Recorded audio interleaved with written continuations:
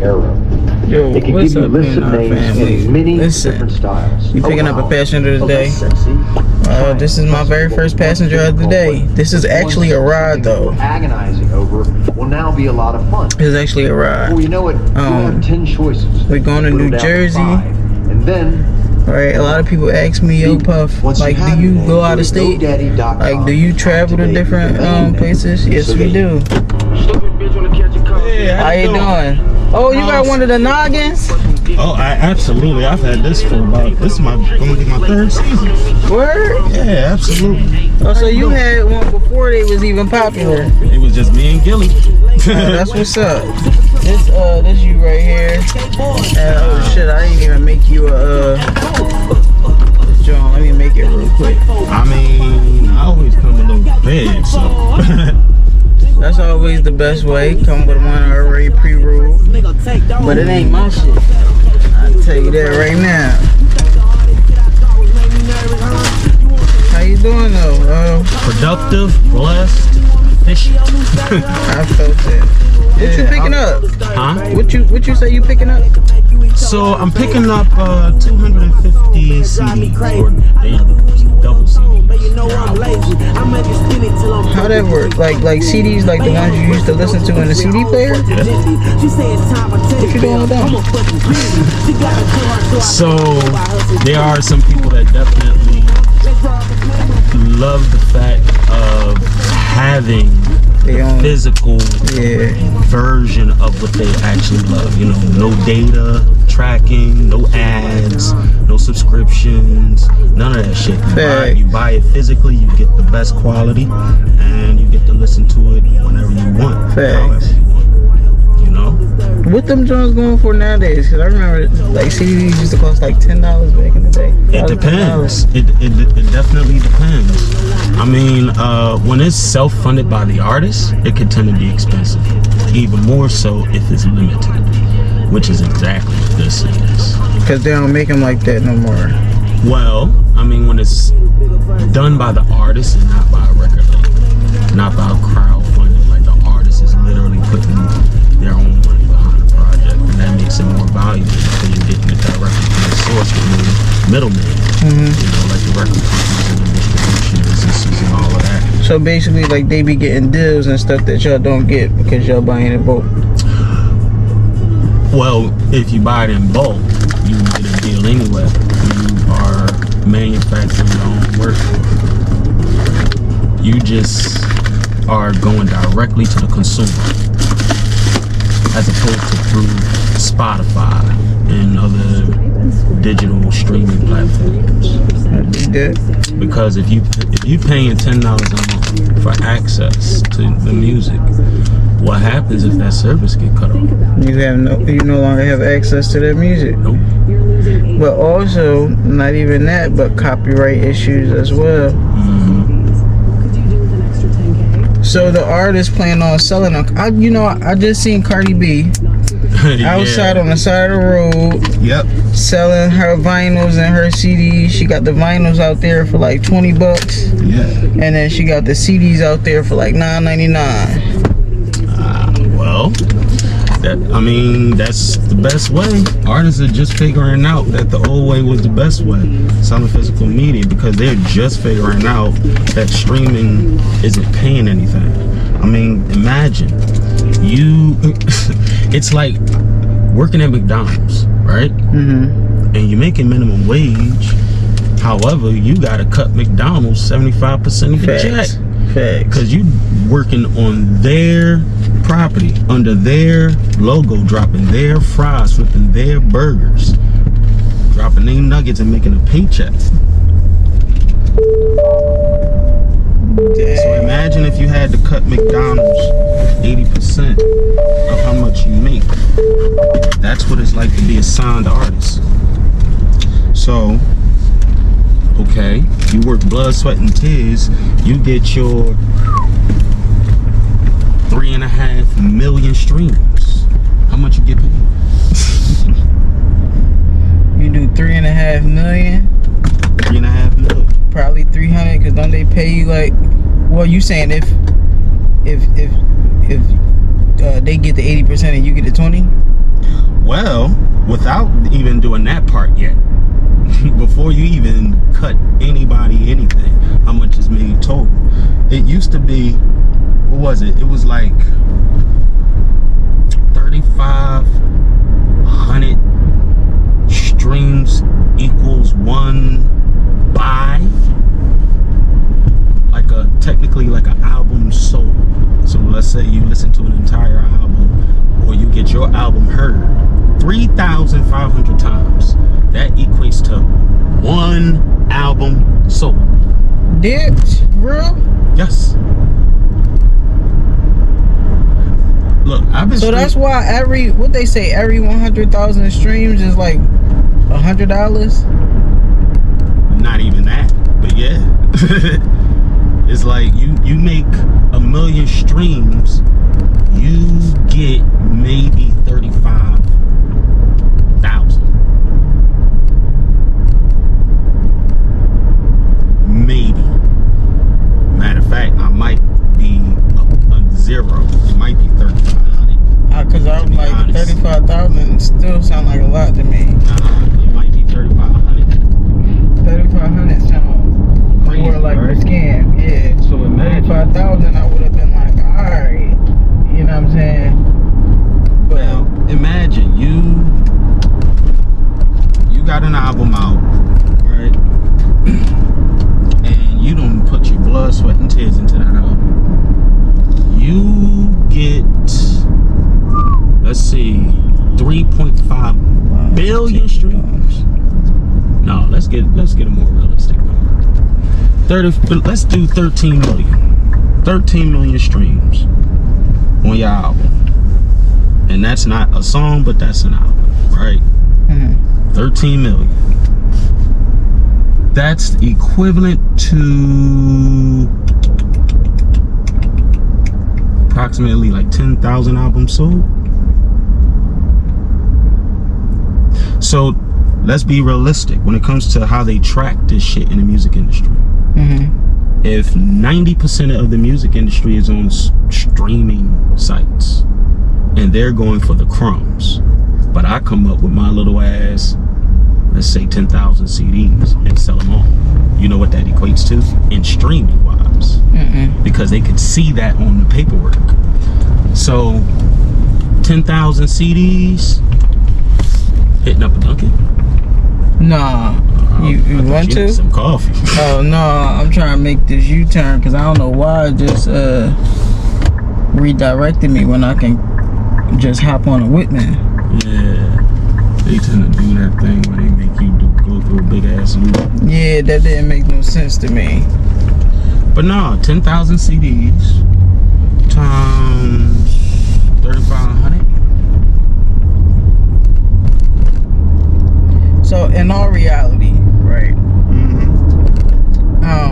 We get to the point where artists ain't really making no money off these streams. That's basically the collective of everything, right? They're not really making no bread off of streams. So we went from making our own money with selling CDs on the corner, you know what I'm saying, to now everything is digitally. But like even before, because with LimeWire, right, we was downloading the shit illegally, and we was still getting it for free. But like we was still going to the bootleg man and getting the CDs because, you know, it wasn't until ringtones came into the picture that everybody was using LimeWire anyway. Let me tell you something about LimeWire. Do you know that the people that was behind LimeWire are the very same exact people that's behind Spotify? I could believe it. Is they Jewish? I don't know. I do know that when it comes to piracy, you know, where we used to download shit illegally. Like I know you remember Napster. Only the noobs use Napster because they were the first and probably the only platform that actually got caught red-handed with, you know, in trouble with music distributors. Wait, hold on, this gonna burn me out real quick. Cause why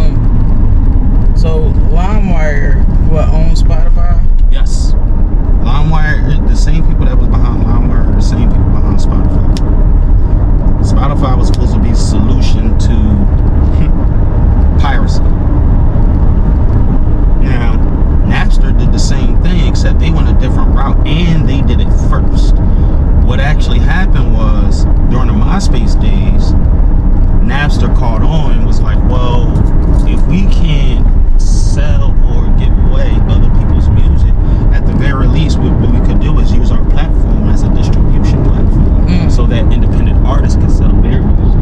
And that's what happened. So they started Snowcat.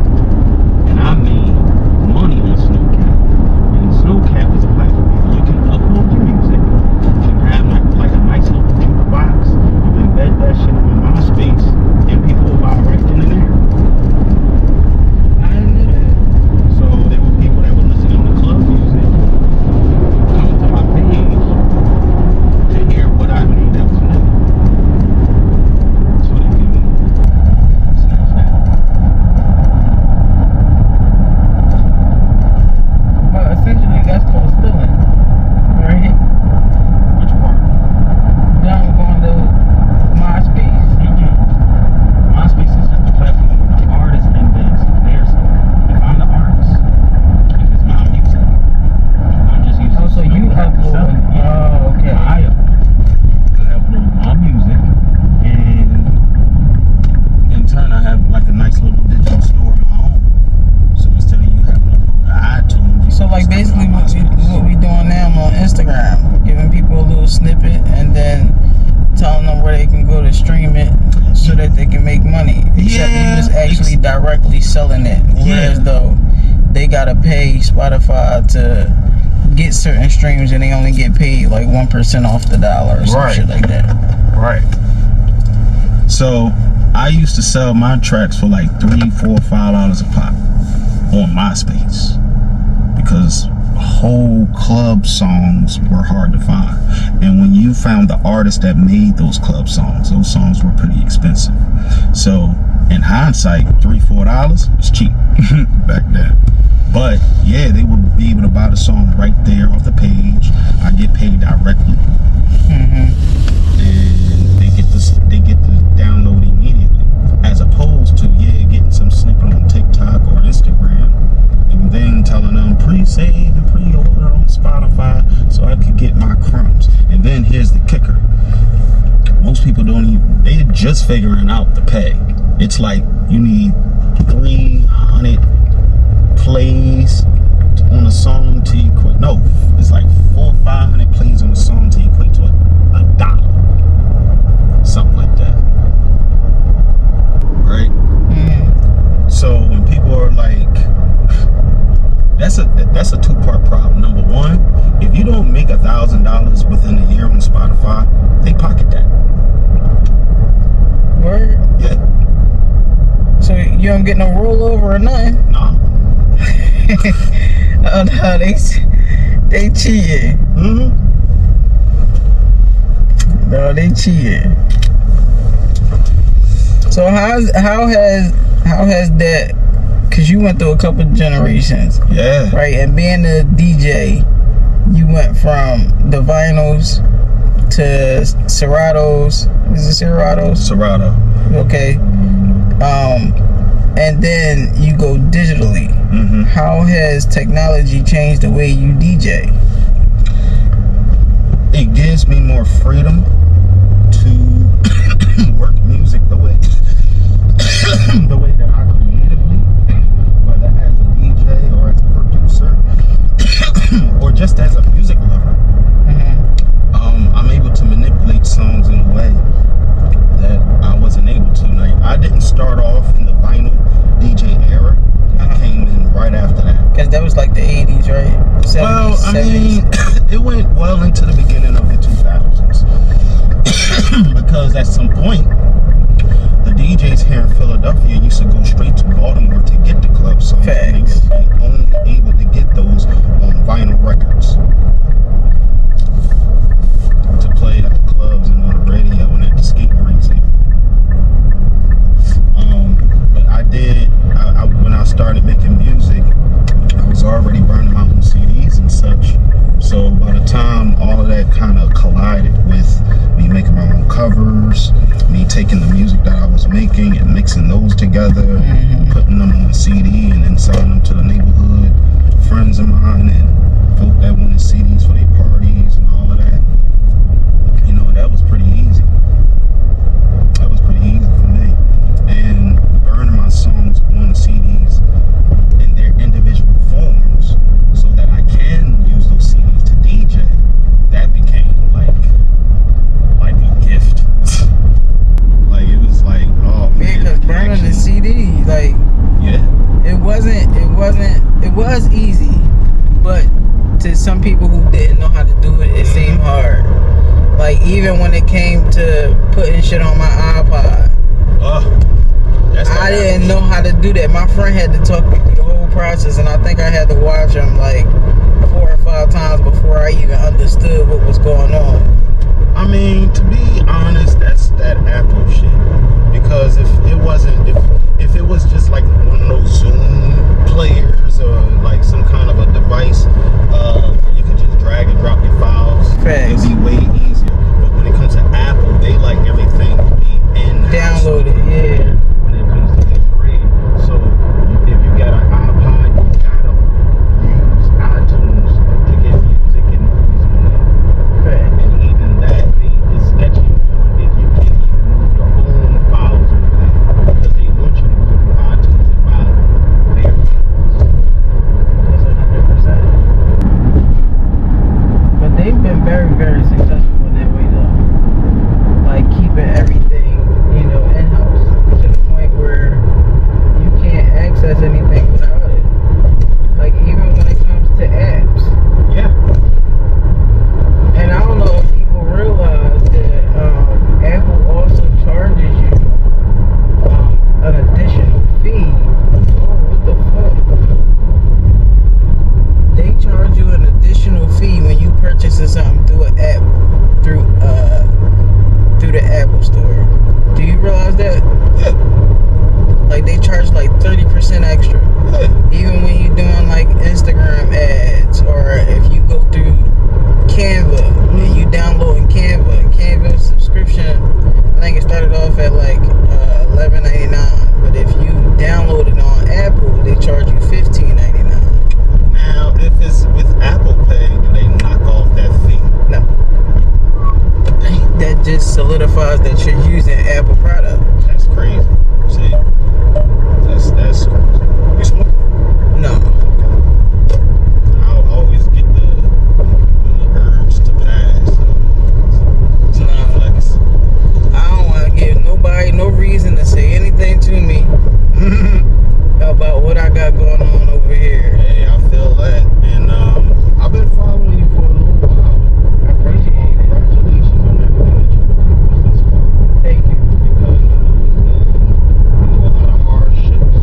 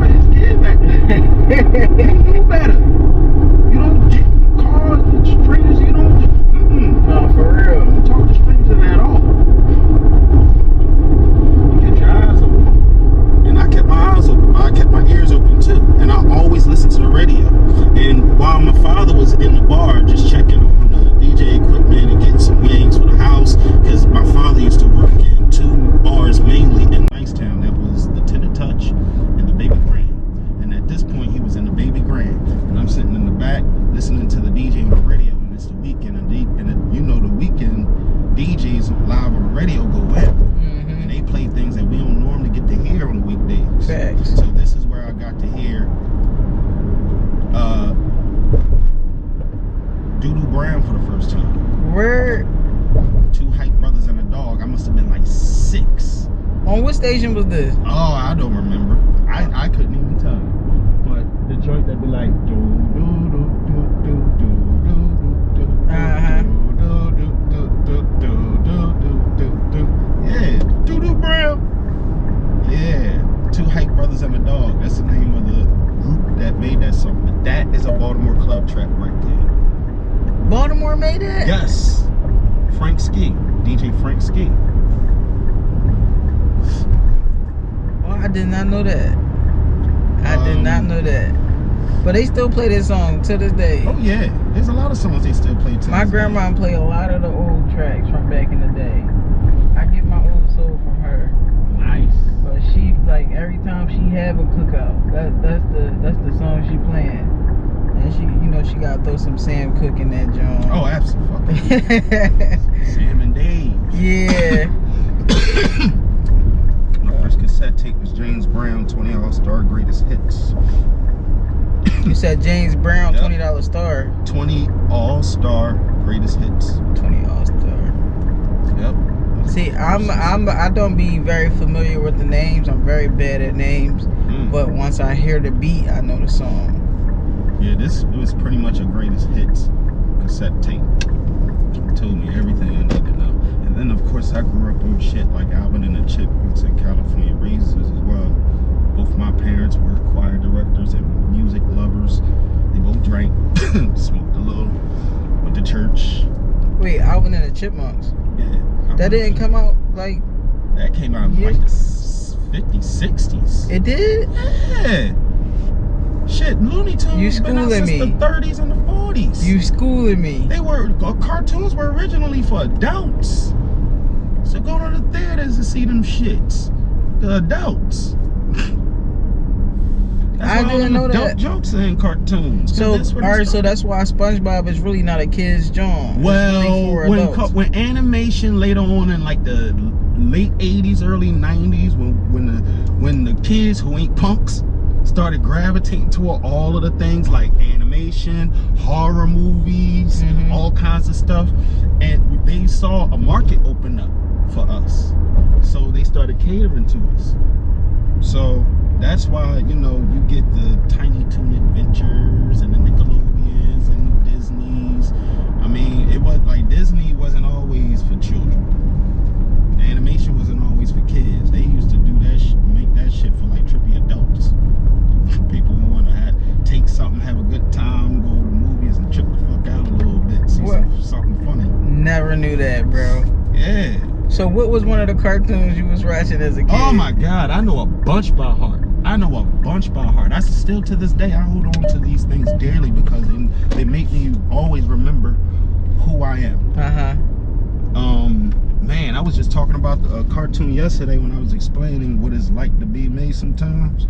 It was this one particular cartoon where Elmer was hunting, and he was hunting Daffy Duck. This was one of Daffy's early cartoons where he was more of a smart ass than Bugs was. And he got shot by Elmer Fudd, and the whole shit done turned into this thing where Daffy is like, give me a fair fight, let's make this fair. And then the whole shit is nothing but unfair because you got the ducks that's the audience, because he challenged them to a boxing match. The referee's a duck, his audience is a duck, the only person supporting Elmer Fudd is his one dog. The intro to Elmer Fudd was shady as hell, the one the referee gave. And then he gave Daffy Duck the introduction of a lifetime. Your friend and mine, our own, our beloved Daffy, good to his mother, Duck. Wow. And the one dog, boo! And they throw a bunch of shit at him. Yup. I'm gonna have to look that up. I'm gonna look that shit up right now. No rough stuff. I'm crying. All the rules. Oh, no rough stuff. Yeah, look that shit up real quick. Is this it? This is my first time in. It says it. 7905. 7905. It's up here, I think. You want me to pull up? Yep. Yeah. And then he gave the rules. Said, now boys, fight clean. He turned to the ducks and winked. All of the ducks in the audience said, oh, brother. Referee said, no rough stuff. Over here? None of this. I'm going right over there. None of this. He elbowing him, punching him in the face and all kinds of shit. Oh, man. No rough stuff. I would have jumped in. Shit, that dog would have got beat the fuck up. Hey, yo. I was not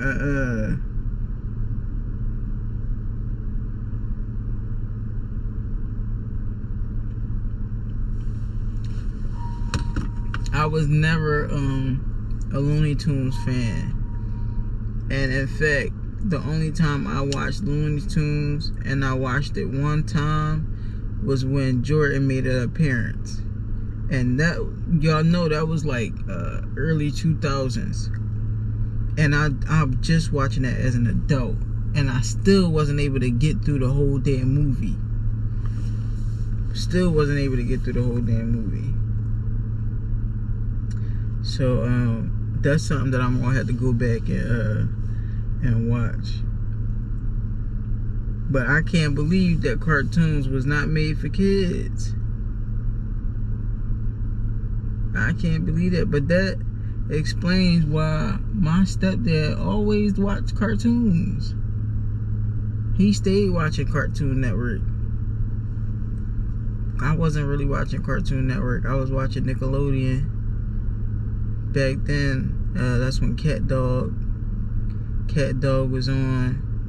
Motherfucking alright, before that even came into play, we was watching PBS Kids, because we had regular TV. Right, so on PBS Kids, you had the Cyber Chase, you had Maya and Miguel, you had I was watching Martha Speaks. What else was I watching? Arthur, Caillou was one of them. What else?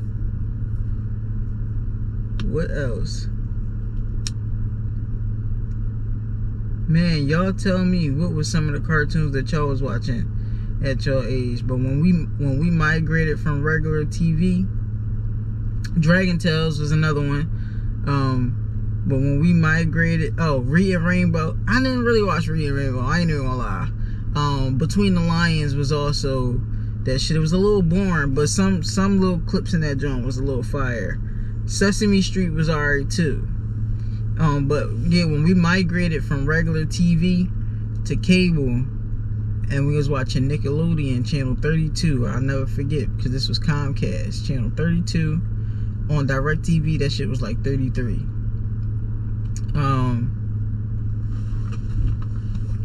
Let me pull up real quick. Hold on.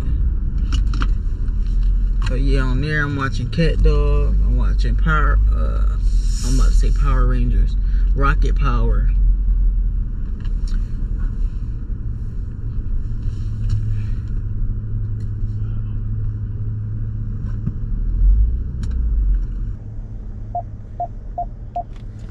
Hold on, y'all.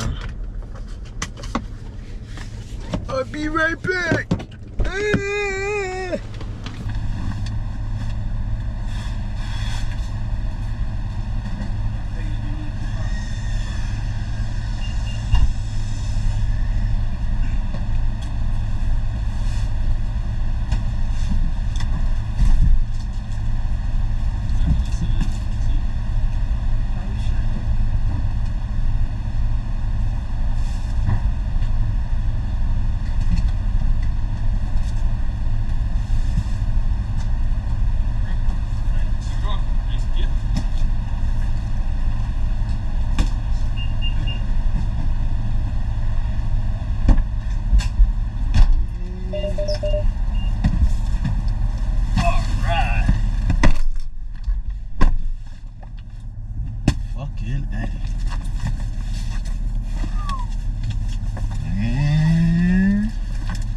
So these is for a client of yours, or these are yours? These are mine.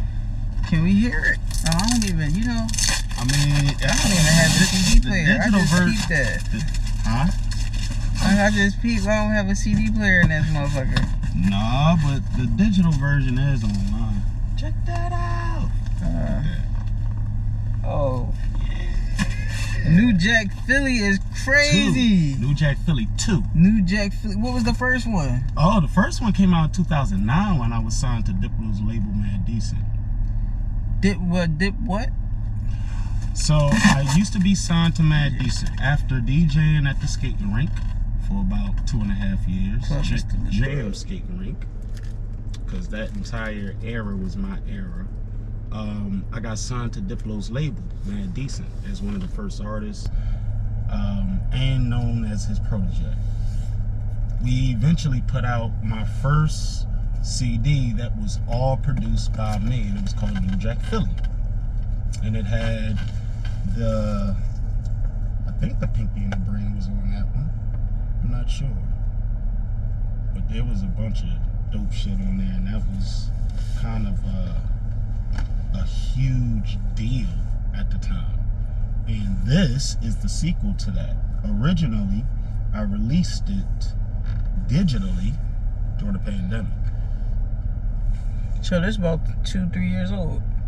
Well, this version is just the CD version, because the digital version that was released 5 years ago during the pandemic, that has 35 tracks. This got 45. Oh, so you got a bonus. Oh no, this is filled out. 45 tracks across 2 CDs. That's a 2-pack? 2 CDs. It's a double album. Oh shit. Because New Jack Philly 2 might as well be a double album. Right. You know what I'm saying? That's fire. 45 tracks. That's almost 3 hours worth of club music. All produced by me. Let's listen to all new shit. Tap that joint. Okay. Let's see.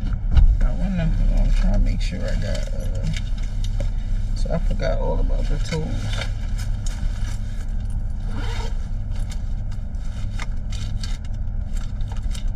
Oh, this is YouTube. I was on Apple. You got Bandcamp? Bandcamp? That's the app? Yeah. That's an app and a website. Hold on. I got you. Oh, shit. I gotta stop and get some cash. You need cash?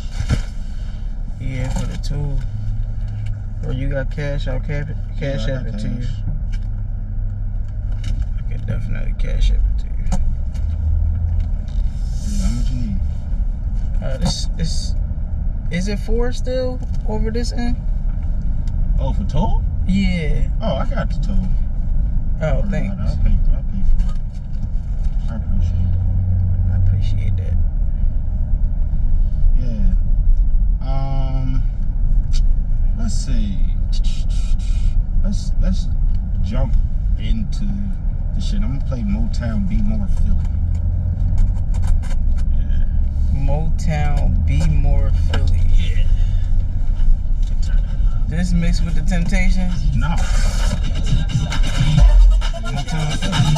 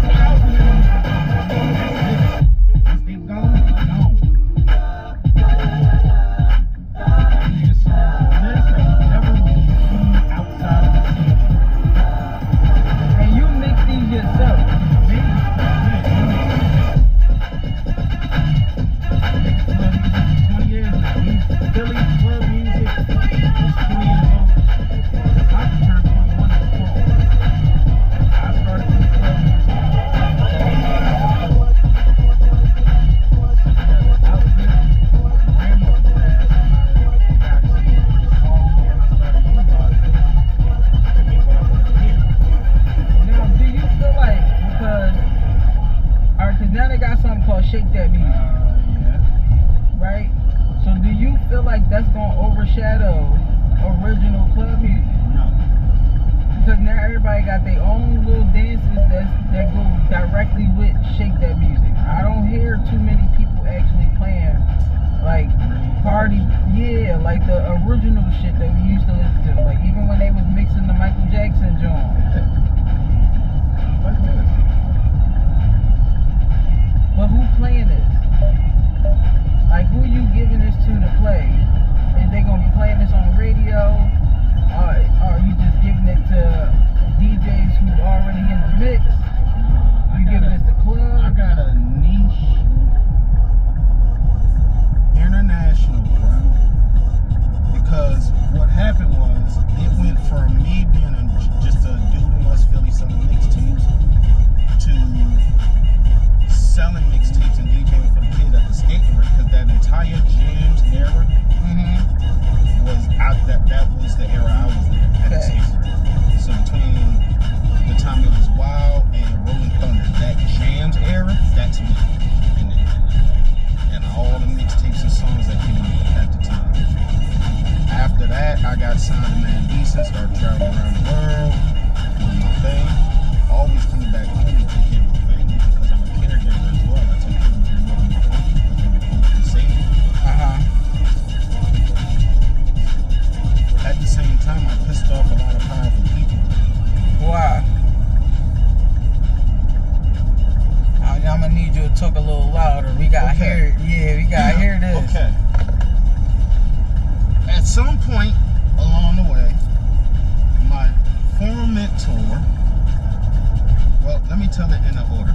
So, the 10th anniversary, so this was about 10 years ago, the 10th anniversary of Philly Club, there was a lot of trials and tribulations.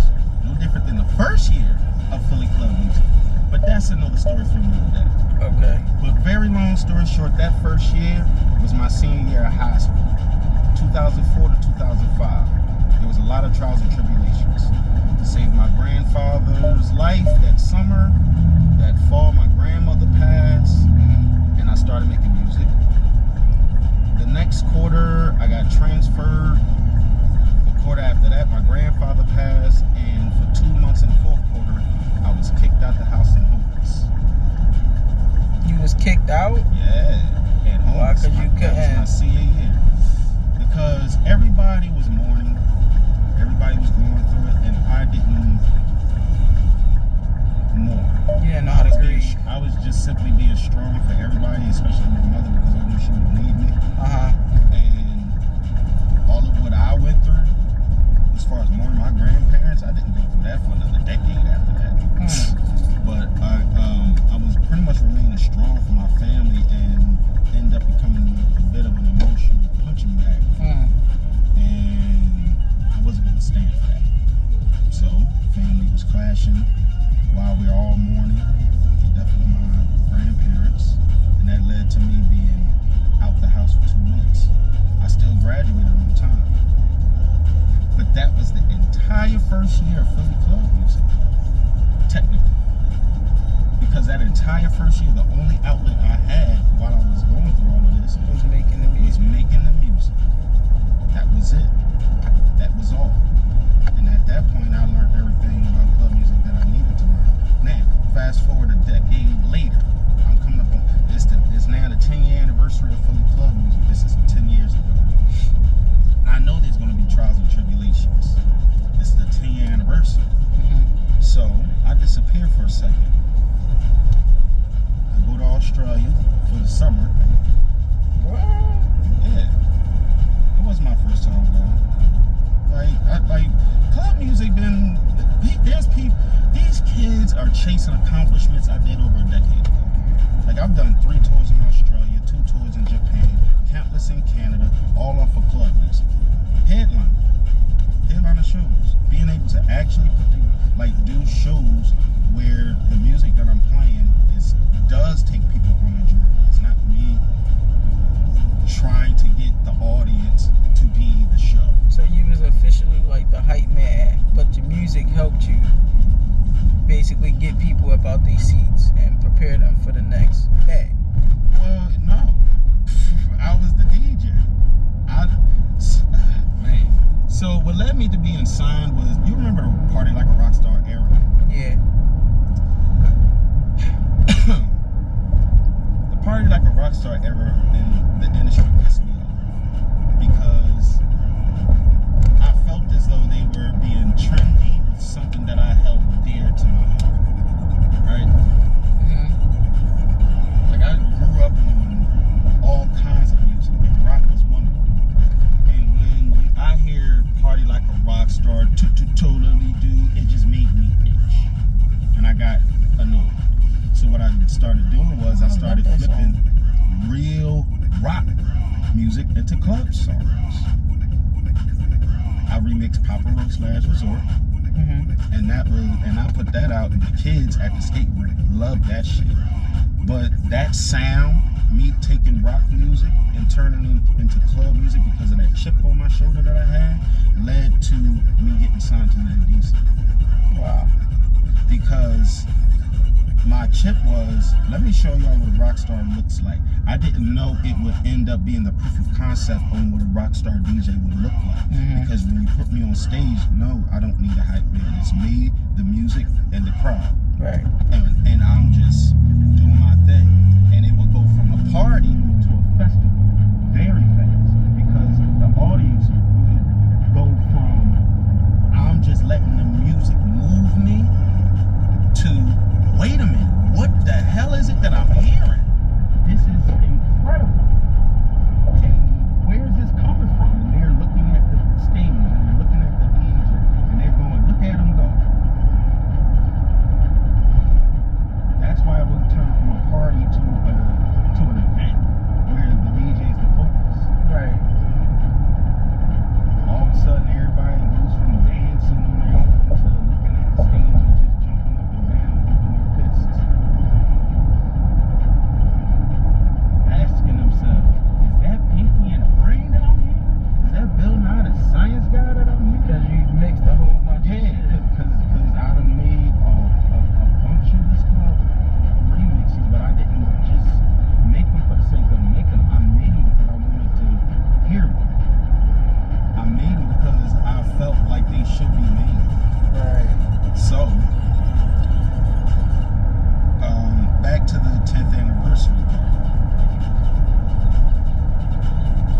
I came back from being in Australia, and I immediately got hit with an adversity. And again, I knew there would be trials and tribulations throughout this year. But as soon as I got home, I found out that there was a pipe in the kitchen sink at my mother's house that burst and was pouring out water for 36 hours. And she didn't tell me because she knew I would come flying right home. Alright? My mother. When I found that out, I was like, yeah, no, this is not going to stay. Because they could have died in the house, my mother and my father. There were plugs in that kitchen.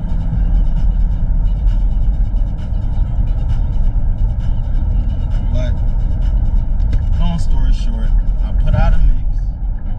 I got my buzz out because everybody's like, oh, Sega's back, da-da-da-da-da-da-da. I'm on Fader.com, I'm on Complex.com, and all kinds of shit. I caught L&I. L&I finally came in because we were renting that house from Slumber. Oh, wow. Yeah. And he didn't want to come fix the shit. She was too damn big to fix the shit. She could barely take care of herself. When my grandmother was alive, and it was my grandmother, my uncle, and I living in that house originally, the landlady was so fat, and her family did not give two damns about her, that my grandmother was able to barter some of the rent money by sending me over there to clean up the house a little bit. Wow. Let me tell you something. You could smell piss from them steps. Oh. God damn. So no, she wasn't taking care of this house. She couldn't even take care of her own house. Exactly. Or herself. She barely bathing, is what I'm saying. But that's neither here nor there. So this house is all kinds of fucked up, and it's taking more money for the upkeep. And it's not like we own this house. Right.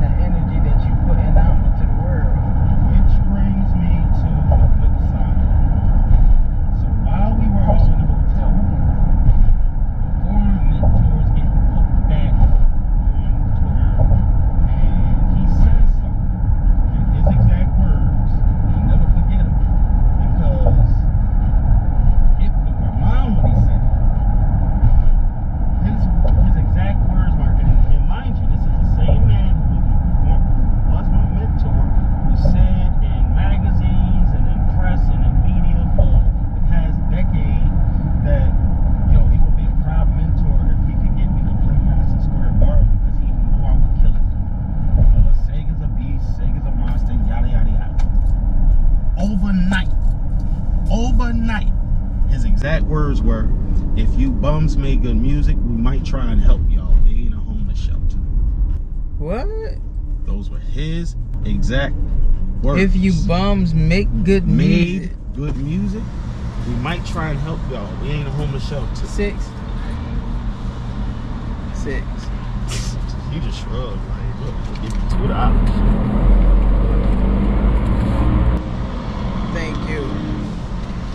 Thank you. What was the shot for? I guess what I was doing made him look bad. I can only guess. I can only speculate. You would have to ask him. He's your mentor, not your manager. No. And one of the biggest producers on the planet, still to this day. So they basically looked at, he basically looked at himself like you should have been able to handle your own affairs without asking for help. I don't know. You're asking me what another man's logic was. And one thing that I have always had to learn, or I made sure that I learned, was forget the why. Deal with the what. The why could be anything. If you get a chance to get the why, alright, believe half. It's like extra, yeah. What you hear. But you gotta deal with the what ultimately. And so when he did that, I was shadow banned immediately. Seriously? Dead seriously. The opportunities disappeared. The gigs disappeared. The teams disappeared. The supporters disappeared. The DJ groups that I was a part of disappeared. And all of a sudden, everybody that I was representing and everything that I was representing, especially, dare I say it, Jersey. I'm a Philly dude, but I was part of a Jersey group, the Brick Bandits. So if I'm representing Philly, if I'm representing the Brick Bandits, which is Jersey, if I'm representing the club music culture, which brings up Baltimore, if I'm representing in Mad Decent, the label I was a part of, if I'm representing all of these things going around, what happens when that core element that ties everything together gets removed? You no longer have access to nothing. Not the history, not the connection. This is why Jersey was like, oh, club, we've been getting represented in club music, but they couldn't tell you it was a Philly that did it. They'll lose their mind. So you saying you was the original person that started making the music? Here in Philly? Yes. Absolutely. And you took that to Jersey and overseas? No, Jersey, there was a Jersey group that welcomed me. A Jersey group that I was a fan of as well. But you took your expertise. Oh yeah, I took my, and when I got signed to Mad Decent, I brought everything, the culture with me. So as I'm going to these places and they're hearing this music for the first time, they're asking me, well, who else do we listen to? What else do you represent? So whenever they see DJ Sega and they see Philadelphia, Brick Bandits, Mad Decent, Philly club music. Your name not nowhere on there. As far as what? Jersey club music history is concerned? And all kinds of stuff. But you gotta know what to Google because the algorithm is meant to be saturated. Facts. That's a fact. The algorithm is going to send you to the music that is trendy and the shit that they think you want. What they're not going to do, which is technically the person's job, the fan. They got to do what I do. They got to do exactly what I did. They got to find that shit. You want the treasure? Find it. It's not going to be shoved down your throat. It's probably not going to be found on Spotify. It's not going to be in some algorithm. You got to go back to doing your own research, to being your own tastemaker. Okay, fast forward. How did you get around being shadow banned and being basically erased? for everything. Well, you don't really get around being shadow banned. The only thing you can do is keep working. The only thing I can do is keep working. So when when people find out what I've been doing the last 5 years, that's gonna blow their mind. Last 10 years, that's gonna blow their mind. And that's just like everything that I've done in the last 20 years is gonna blow their mind. All they gotta do is know what to look for. Just start with DJ Sega or the song that everybody knows of, which is Woo-Ha. Got you all in the chat. That was you? Yes. You created that. On the Christmas Eve, hours before James Brown died. Bro, tell them where they can follow you at, where they can find your music at, so that we can get back to the original club music. DJSega.com, DJSegamusic.com, DJSegalinks.com. Google DJ Sega. Google Philly Club Music. And make sure that whatever that you find, that you can trust the source of the information. Make sure that the source of the information gives a damn about the facts and the details. But I'm easy to find. But I'm not gonna be shoved down your throat. Pause. I'm not gonna. I'm accessible, but I'm not easy. Got you all in deck. Got you all in deck. Got you all in deck. Got you all in deck. Got you all in deck. Got you all in deck. Got you all in deck. Got you all in deck.